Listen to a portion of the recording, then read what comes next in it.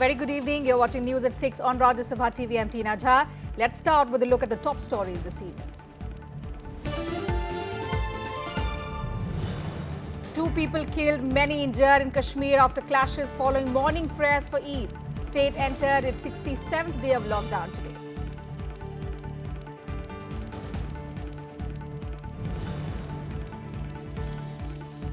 Prime Minister Narendra Modi expresses distress over tensions between Karnataka and Tamil Nadu, appeals to people of both states to resolve Cauvery water issue peacefully.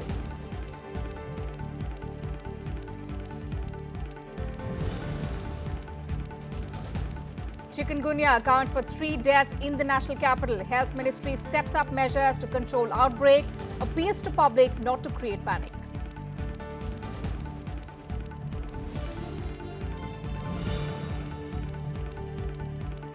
And guns fall silent in Syria as nationwide ceasefire brokered by the United States and Russia comes into effect. Major conflict zones across the country report rare state of calm.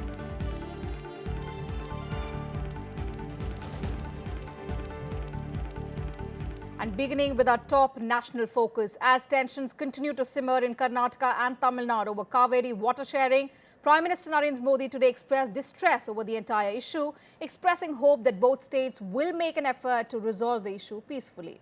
After the widespread violence on Monday, curfew remained in force in large parts of Karnataka, particularly in Bengaluru, which witnessed incidents of arson and rioting yesterday. The death toll now stands, in Monday's violence, in fact, stands up to 2 after another youth who was injured in the clashes succumbed to injuries today. Chief Minister Sept has urged the Prime Minister to intervene and has also sought a meeting with him this week. Amid the escalating violence over the Cauvery water sharing in Karnataka and Tamil Nadu, Prime Minister Narendra Modi made an emotional appeal to both states, asking them to resolve the issue peacefully. In a Twitter message, Modi appealed to the people of both states to maintain peace and display some sensitivity. Union Minister Venkaiah Naidu said the violence cannot be justified no matter how grave the matter is. Such violence cannot be justified on any ground. Violence and destruction of property ultimately impacts the life of the common people. They will be the worst victims. However, despite the appeals, sporadic protests continued in several districts of Karnataka. Pro-Kannada activists observed a shutdown in Mandya and Hubli. In Bengaluru, an uneasy calm prevailed after Monday's violence in which 1 person was killed. Curfew remained in force in the city, while transport services to Tamil Nadu remained suspended. In view of the law and order situation in Karnataka, 700 riot control police personnel were rushed to the state on Tuesday. This was in addition to the 15,000 security personnel deployed in sensitive areas. Chief Minister Sept also warned of stringent action against vandalism or attempts to disturb peace. ಯಾರೇ ಆಗಲಿ ಕಾನೂನನ್ನು ಕೈ ತಗೊಳ್ಳಬಾರದು. ಸಾರ್ವಜನಿಕ ಆಸ್ತಿಪಾಸ್ತಿಗಳಿಗೆ ಹಾನಿ ಮಾಡತಕ್ಕಂಥ ಕೆಲಸವನ್ನು ಮಾಡಬಾರದು. With the Cauvery water dispute taking an unprecedented turn, other political parties also urged the Karnataka and Tamil Nadu governments to find an amicable solution. Our appeal is stop this rousing of emotions and passions. Stop pitting the people of Karnataka against the people of Tamil Nadu. And both the state governments must ensure that peace and normalcy is maintained. I request the people of the Karnataka and Tamil Nadu people that whatever happened in the Supreme Court and whatever the legal course, legal battle, we have to fight it, and we should not take law into our hands. The main concern is the law and order situation, and also the normals to be restored. None of the citizens, no section of the people should feel in Karnataka that they are not safe. Their lives and properties will have to be saved. Supreme Court in its wisdom has given a verdict on which there can be differences, but mob violence is not the way to resolve it. You are harming public property, resorting to arson and violence, which can lead to loss of life even. I think the first thing is the strictest steps taken for the enforcement of law and order and normalcy. Tensions over Cauvery water sharing have been escalating between Karnataka and Tamil Nadu for several weeks. However, it took an ugly turn on Monday when citizens of both states were attacked in each other's territory. Both states have also seen widespread violence with huge damage to public property. Bureau Report, Rajya Sabha TV. And from Karnataka, we move to Kashmir, where amid strict curfew across the valley on Eid, 2 youths were killed and nearly 40 people were injured during clashes that erupted across the valley today. With these deaths, the toll in the ongoing unrest has gone up to 78. This is probably for the first time that curfew is in place on the day of Eid festival ever since militancy broke out in the state in the 1990s. Tensions continue to mount in the entire Kashmir Valley as the state enters its 67th day of lockdown.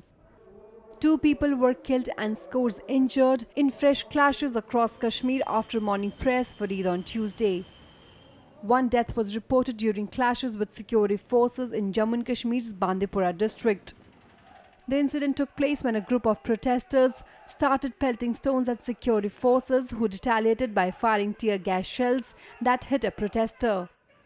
In Shopian, the killing took place when violent clashes broke out in Bona Bazar when people tried to defy curfew restrictions. Many people were also injured in the clashes. Clashes were also reported from Bijbehara, Tral, Kulgam, Bandipur and Baramulla districts.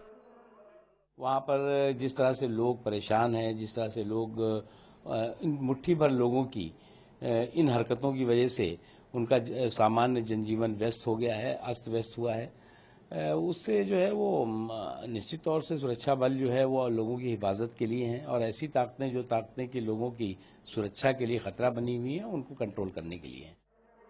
Eid celebrations remain subdued in the entire valley as authorities clamped curfew in all 10 districts of the valley for the first time in decades. No major Eid congregation was allowed anywhere. People were asked to offer prayers at local mosques. Helicopters and drones were pressed into service for surveillance. Restrictions were imposed on the assembly of large number of people in view of the call by separatists for a march to the local offices of the United Nations. The army, which is on standby, will step in if there is fresh outbreak of violence in the valley. Usually associated with Afghanistan. Drones are associated with the FATA area of Pakistan. Drones are associated with South Waziristan and North Waziristan in Pakistan. This is perhaps for the first time that the word drone in a security context has figured in the Indian narrative. And this is possibly the biggest failure of this government. Both the people of Jammu Kashmir and the government there and at the center must introspect. This may be essential this year to have such strong measures to ensure that nobody uses the festival as a pretext to instigate violence. Internet mobile services were suspended because of the tense law and order situation in the state. Kashmir plunged into unrest on July 8 following the killing of Hizbul Mujahideen militant Burhan Wani. Bureau Report, Rajya Sabha TV. And staying with Kashmir for the third day today, security forces continue to be engaged in an encounter with militants holed up in the under-construction mini-secretariat building in the Poonch district of the state. A senior army officer said they suspected that 1 or 2 militants were still holed up inside the complex. 4 militants have already been killed in the encounter that started at around 7:30 a.m. on Sunday. 1 policeman was also killed in the initial firing by the militants before they took shelter in the mini-secretariat. Last night, 2 security men were injured when the forces attempted to storm inside the complex. The police claimed that the militants came with full preparation to disturb peace in the border district.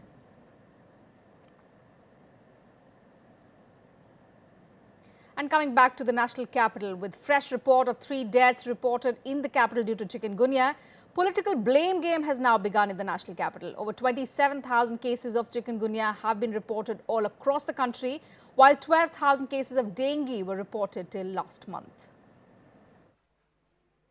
With 3 deaths caused by Chikungunya in less than 24 hours, the national capital seems to be in the grip of mosquito-borne viral diseases. Health Ministry stepped up measures to control the outbreak and has appealed to the public not to create a panic situation. अपने मंत्रालय में भी बुला करके दिल्ली के स्वास्थ्य मंत्री और दिल्ली के MCDs, NDMC सबके अधिकारियों को बुला करके हमने समय पर रहते बताया था कि इसके सारे प्रोटोकॉल्स को फॉलो किए जाएं और इनको सारे प्रोटोकॉल्स की गाइडलाइंस की और हॉस्पिटल में बेड्स की व्यवस्था, डॉक्टर्स की ट्रेनिंग, ये सारी की सारी माकूल की गई है। इस समय तो सिर्फ इतना ही कहूँगा कि चाहे डेंगू हो चाहे चिकनगुनिया हो, हम पैनिक ना करें। पर हमने इस सिचुएशन को डील करने के लिए एक तो फीवर क्लिनिक बनाया जहाँ एक्स्ट्रा मैन पावर एम्प्लॉय की है। ऑलमोस्ट 30 ट्रॉलीज फालतू लगाई हैं जो इन लोगों को केयर कर सकती हैं। तो हम कोशिश कर रहे हैं जितने पेशेंट आए उनको कुछ न कुछ उनको काउंसिल कर सकें। On Monday, 65-year-old Ramendra Pandey became the first victim to die of chikungunya at the Sargangaram hospital. The other 2 deaths also took place in the same hospital. Both victims were also aged above 60 years. Although chikungunya is not life-threatening, complications prove fatal in rare cases, especially in children and old persons. Chikungunya as a whole इससे deaths बहुत कम है unless इसके underlying कोई ना कोई problem होती है। अंडरलाइंग जैसे कि एक तो एक्सट्रीम ऑफ एजेस, जैसे कि एल्डरली 60 ईयर के बाद के होते हैं। हमारे जितने भी डेथ्स हुई हैं तीनों पेशेंट मोर देन 60 ईयर थे। नंबर 2, उनमें कोई और भी ऐसे डेबिलिटेटिंग डिजीजेज होती है जैसे कि diabetes, high blood pressure, bronchial asthma और बाकी कोई ना कोई ऐसे ऑर्गन फेलियर हो जाता है। A blame game has emerged over the chikungunya deaths between the state and the central government. The BJP-led central government has blamed the absence of key ministers for the situation, while the Aam Aadmi Party government is accusing the LG and central government. मेरे को ये लगता है कि इस वक्त fogging Delhi में कहीं पे भी नहीं हो रही है और कूड़ा नहीं उठ रहा है। अस्पतालों के अंदर तो जो मरीज आते हैं उनके इलाज की व्यवस्था जरूर करने की कोशिश की जा रही है सभी जगह अस्पतालों में, आप लोग भी जाकर देख रहे हैं। लेकिन फॉगिंग एक बहुत बड़ा मुद्दा है। मेरे को लगता है कि फॉगिंग और कमिश्नर और मेयर कहाँ हैं MCD के, तीनों मेयर इस वक्त गुमशुदा से लग रहे हैं। अरविंद केजरीवाल जी का कहना कि वो 10 रुपए का खर्च भी नहीं कर सकते हैं। अरे 1 करोड़ का समोसा आपने खर्च कर दिया, 526 करोड़ अपने एडवर्टाइजमेंट पे खर्च कर रहे हैं और अगर कुछ नहीं कर सकते हैं तो आप रिजाइन क्यों नहीं कर रहे हैं? बिल्कुल गैर जिम्मेदारी और बेपरवाही है सरकार की, क्योंकि हेल्थ डिपार्टमेंट जो है वो गवर्नमेंट ऑफ दिल्ली का है, तो उन्हें ये सब चीज़ों पर देखना चाहिए। जिम्मेदारी किसकी है? जिम्मेदारी तो सरकार की होती है ना। जिम्मेदारी को ही आप ना निभाएं तो फिर आप सरकार किस काम की? According to a municipal report, at least 1,057 cases of the vector-borne disease have been recorded till first week of September. However, hospitals in the city have reported a much higher number. Bureau Report, Rajya Sabha TV. And let's now take a look at what else is making news across the country in our segment Nationwide. Prime Minister Narendra Modi met LinkedIn CEO Jeff Weiner in New Delhi today. In the short meeting, both discussed ongoing projects on skill development. Modi later took to Twitter to speak about their meeting.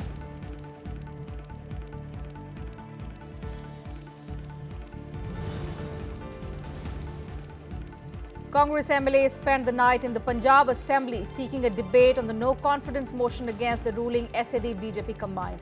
However, their cause was defeated by a voice vote. The MLAs then refused to vacate the House till the government gave an assurance that a discussion will be allowed on it. The House did not meet today on account of Eid al-Zuha, and the proceedings will now resume tomorrow.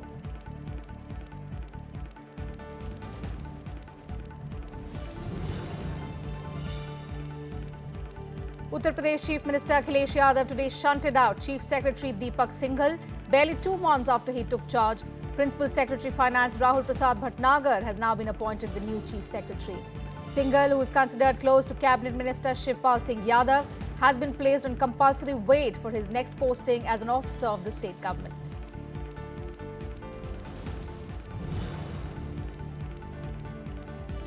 AG Perarivalan, one of the 7 convicts in the Rajiv Gandhi assassination case, was attacked inside Vellore jail by another inmate today. After the attack, 44-year-old Perarivalan is being treated at the prison hospital. The Tamil Nadu government had decided to remit the sentences of all the 7 convicts in March this year. However, the matter soon went to the Supreme Court and is still pending there, with the central government questioning the state's powers to grant remission to them on specific grounds.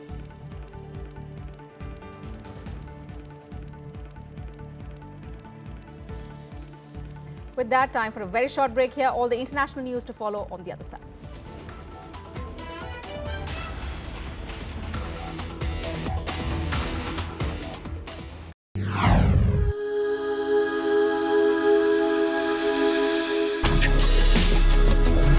Tales that inspire. Stories of social change. A salute to diversity. Promoting public discourse. Events that motivate. Inspiring the innovative spirit. Watch Rajya Sabha television documentaries.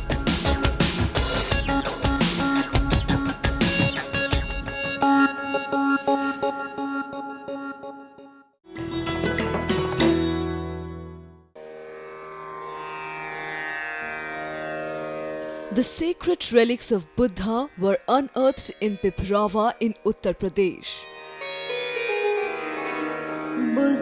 Buddhist monks from all over the world visit the National Museum to pay their respects.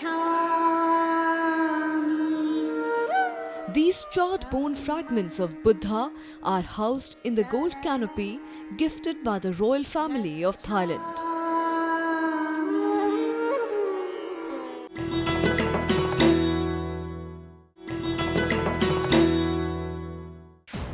Saina Nehwal, the first Indian to win a medal in badminton at the Olympics. The world #2 ranked player is also the first Indian to win the World Junior Badminton Championships and the first Indian to win a Super Series tournament. Saina Nehwal in fact completed a hat-trick Super Series titles in 2010. That same year, she became the first Indian singles player to reach the final of the year-ending Super Series finals, defeating two-time All-England champion and former world #1 Tine Baun in the semis.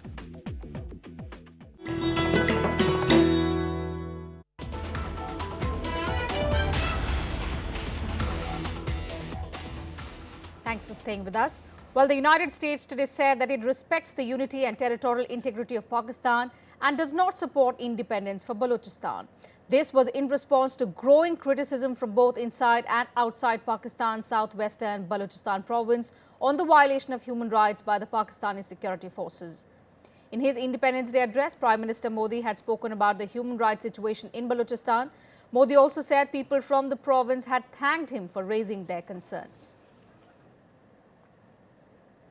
And moving on to Syria now, where a nationwide ceasefire brokered by the United States and Russia came into effect. The first day saw a relative calm despite some incidents of sporadic violence. The Syrian army said truce will be applied throughout Syria for 7 days, but that it reserves the right to respond decisively to any violation by armed groups. A rare calm took over Syria on Tuesday as a nationwide ceasefire brokered by the United States and Russia came into effect at sunset on Monday. On the first day, despite early ceasefire violations, major conflict zones across the country were quiet. No deaths were reported in the first 15 hours. The earliest reports are that there's some reduction in violence, as well as a few reports of fighting here and there, though it is far too early to draw any definitive conclusions, and I am not drawing any definitive conclusions. The cessation of hostilities coincided with the Muslim festival Eid ul-Zuha. The ceasefire created a relaxed mood among the residents, although prospects of peace have created a mixed response. نحن مع الهدنة بس كل مرة المسلحين ما بيطبقوا القانون وبضربونا يعني ما بنفذوا القرارات اللي بيتاخذوها وبضربونا يعني ما بتقيدوا بالهدنة اللي هن بيحكوا فيها وبنتمنى الأمور تتحسن. The Syrian army says it reserves the right to respond decisively to any violation by armed groups. The truce doesn't apply to the terrorist groups Islamic State and Jabhat Fateh al-Sham, formerly known as the Al-Nusra Front. Both Russia and the United States have also decided to establish a joint operations center to coordinate airstrikes on these groups. Российской стороной выполнены все необходимые подготовительные мероприятия в целях обеспечения режима прекращения боевых действий во всех сирийских провинциях, Российским центром по примирению враждующих сторон в Сирийской Арабской Республике. Just hours before the ceasefire started, Syrian President Bashar al-Assad gave a defiant message to the country's opposition forces, saying all areas will be recovered from the rebels. نحن كدولة عندما نأتي إلى هذه المنطقة فنعطي رسالة أيضا لهؤلاء بأن الدولة السورية مصممة على استعادة كل منطقة من الإرهابيين، على إعادة الأمن والأمان، على إعادة الإعمار، على إعادة البنية التحتية، على إعادة بناء كل ما هدم The UN, however, condemned Syrian government for its human rights abuses. The government, which is responsible for some of the gravest violations on record in the history of this council, has regularly sent note verbals to my office reporting abuses by armed groups. But it offers no possibility whatsoever for independent scrutiny. A nationwide ceasefire has been attempted several times in Syria with limited success. The deal agreed on Friday by the US and Russia is another push at putting an end to the fighting after more than 5 years of war between forces loyal to President Bashar al-Assad and groups fighting to depose him. However, there are concerns about whether it will hold. Bureau Report, Rajya Sabha TV. Moving on, in a show of force that escalated tensions in the Korean Peninsula, the United States flew two supersonic B-1B Lancer strategic bombers over South Korea today. The two bombers conducted a low-altitude flight over an airbase in retaliation to North Korea conducting a nuclear test. The US warned the North of serious consequences in light of the test. Now, B-1B bombers are capable of carrying nuclear missiles and bombs that are able to destroy even underground bunkers. Two US supersonic B-1 Lancer strategic bombers flew over South Korea on Tuesday. The US action came just days after North Korea's fifth nuclear test last week. The bombers conducted a low-altitude flight over the Osan Air Base, just 77 kilometers from the demilitarized zone border with North Korea. Capable of carrying the largest payload of both guided and unguided weapons among the US Air Force aircraft. The bombers were escorted by South Korean and US fighter jets. This demonstration provides just one example of the full range of military capabilities available to this alliance. It is a deep arsenal, and it is a part of our efforts to strengthen and extend our extended deterrence. On Monday, South Korea said that the North Korea was ready to conduct an additional nuclear test at any time.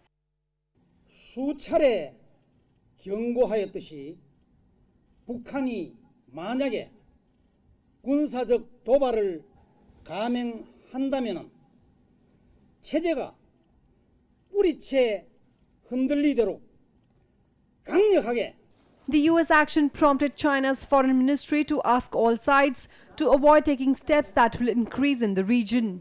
我想中方的立场呢非常的清楚，那就是在当前的形势下，我们希望有关的各方都能够保持理性和克制，不要相互刺激，导致地区的紧张局势轮番升级。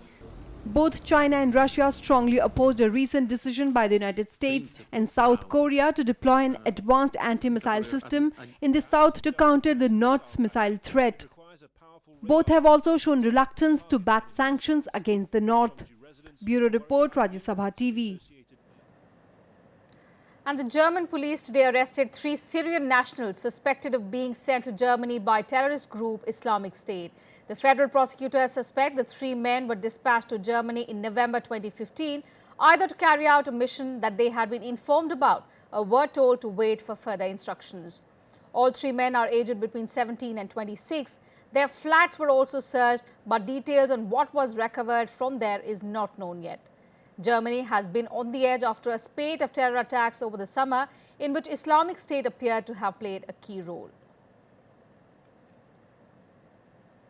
Some more international updates in the Global Buzz. Brazil's lower house of Congress expelled the conservative lawmaker who led the charge to impeach Dilma Rousseff as president for lying about secret bank accounts in Switzerland. Eduardo Cunha has been charged with corruption by the Supreme Court and banned from politics for 8 years. He now faces arrest. The Pentagon confirmed that a United States airstrike killed Islamic State leader and spokesperson Abu Muhammad al-Adnani in northern Syria last month. The 30th August airstrike was conducted by a Predator drone which fired a Hellfire missile at the car Adnani was travelling in. Scores of migrants were rescued from a crowded dinghy on Monday. The Italian Coast Guard rescued 350 people from rubber dinghies in 3 separate operations as migrants, desperate to reach Europe, continue to make the dangerous journey. More than 115,000 people had arrived in Italy by the end of August, according to the United Nations Refugee Agency UNHCR. And time now for all the sporting action in SportsBeat. The ICC today refused to get involved in the BCCI's tussle with the Lodha Committee. It revealed that BCCI President Anurag Thakur had requested it to shield the Indian board from implementing the Lodha panel recommendations. However, ICC Chief Executive David Richardson indicated its refusal to get involved in BCCI's ongoing tussle with the committee. The Central Information Commission today directed Hockey India to disclose the details of the sponsorship amount it received during last 2 years and the commission it paid to get them. The CIC's directive came on the petition of BJP MP Kirti Azad, who sought the response of Hockey India on 7 points, including sponsorship details. Thangavelu Mariyappan, who became only the third Indian ever to clinch a gold medal in the Paralympics, will be the country's flag bearer at the closing ceremony of the Rio Games on 18 September. Mariyappan won the gold in the T42 high jump event with a best effort of 1.89 meters. China's Pan Shun smashed his own world record to win gold in the men's 50 meters butterfly S7 at the Rio Paralympics. Pan touched the wall in 28.41 seconds to beat the previous mark of 29.49 seconds, which he set last year. And that's it from us in this bulletin. Thanks for watching.